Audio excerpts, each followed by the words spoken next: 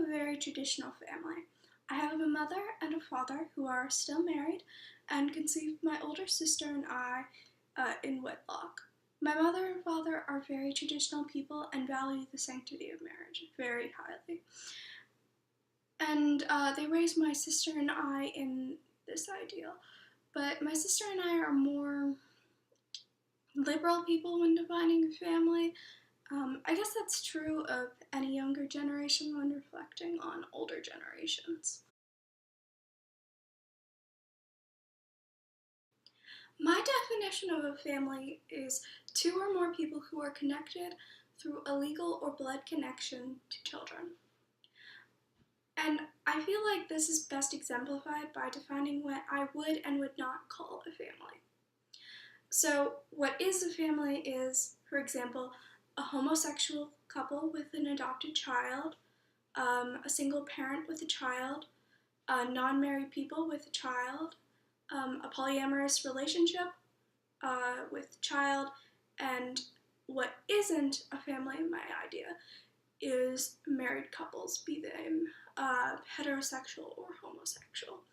And the reason I define it this way is I feel like family is less of a relationship between two people of the same generation and more of a relationship between generations, and therefore children are necessary for this phenomenon to continue. The definition of what a family is has changed quite a lot in the past 50 years. 50 years ago, 1969, led straight into the 70s and the women's rights movement. Starting in the 70s and moving forward, women have been seen less as homemakers and full-time mothers and more as career mothers. So while women were still allowed to work, they were still seen as taking the bulk of the work when it came to raising children. So we're still struggling with that, but we're moving away from it slowly. On the other hand of that, you see the AIDS crisis in the 80s and homosexuals entering the public light and people seeing homosexuals as more sympathetic and deserving of being seen by public issues. Despite this, gay marriage was only legalized in America in 2015. Gay adoption is still kind of a debated topic. It's not really in the more developed countries, but definitely in less developed countries.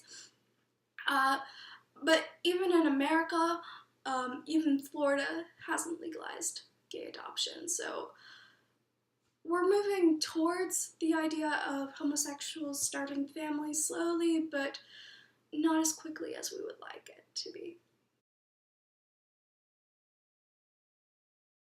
There have certainly been radical drops in the number of children people are electing to have.